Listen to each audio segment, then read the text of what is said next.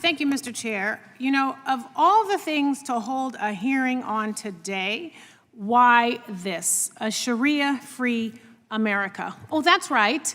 It is election season, which means Republicans turn up the fear-mongering to level 10 and easy targets are members of our Muslim community. And this hearing allows my Republican colleagues to legitimize their religious bigotry. But today I am not participating in this charade. I have hosted numerous town halls. I am talking to my constituents every single day, and no one has brought up Sharia law. It is not a pressing issue, but it is a manufactured crisis, because you know what they are talking about? They're talking about the crisis of this Republican Congress. The Constitution says that we have oversight jurisdiction over the administration, that we have the authority to authorize war, and that we have the power of the purse. And none of that is happening right now.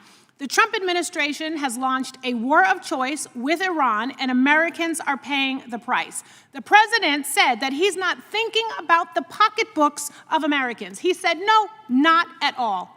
So millions of people are worried about how they're going to eat this week. More than 100 million Americans carry medical or credit card debt. Job openings have fallen to their lowest levels since 2020, and all of this has happened under Republicans' watch.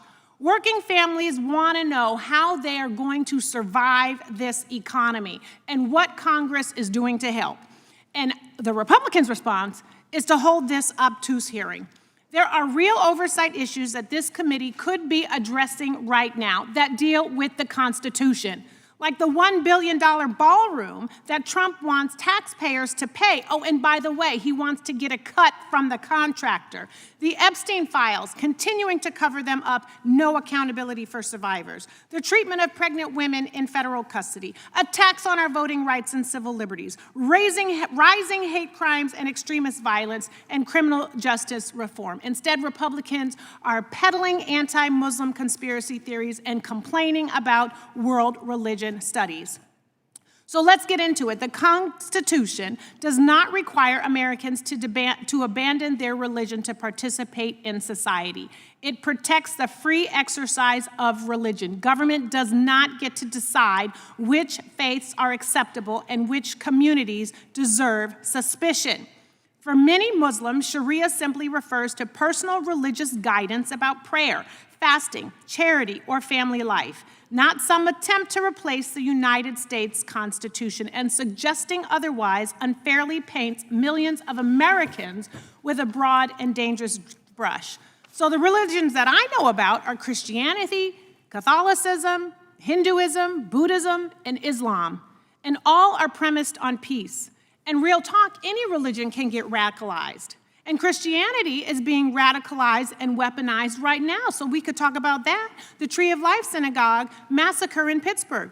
Dylan Roof massacring black parishioners in South Carolina. The murder of Minnesota Rep. Hortman and her husband. The massacre of Sikh temple members in Wisconsin. The radically charged plot to attack the Baltimore power grid.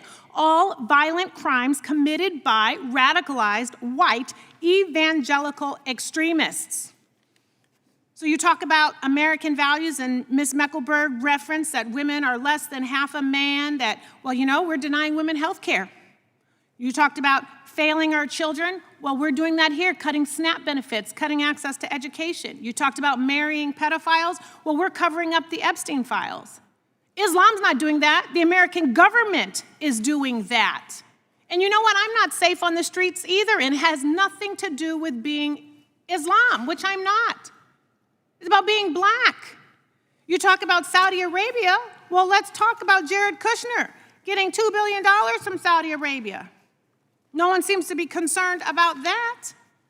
So if we're going to get into it, let's get into it. But the American people deserve committees that hold hearings grounded in facts and not bigotry. And there has been zero evidence that Muslim Americans are attempting to impose religious law on the United States. Last I checked, people are just trying to figure out if they have enough money for gas and to buy a dozen eggs.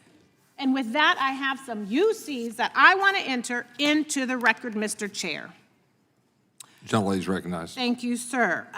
From the Scientific Study of Religion, Christian Nationalism, and Violence Against Religious Minorities in the United Without States. objection. A quantitative analysis. From PRRI from May of 26, no quarter, American Evangelicals and Political Violence. Without objection.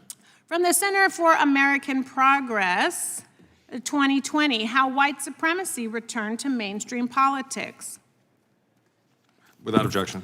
And lastly, from the Conversation, August 2025, Active Clubs Are White Supremacy's New Dangerous Frontier. Without objection. Thank you, and with that, I yield back. I also